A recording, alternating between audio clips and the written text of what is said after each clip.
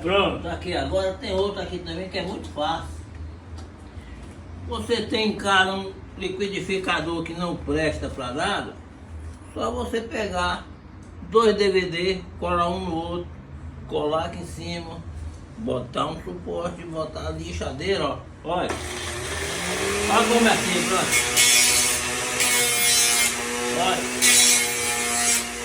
E aí, olha.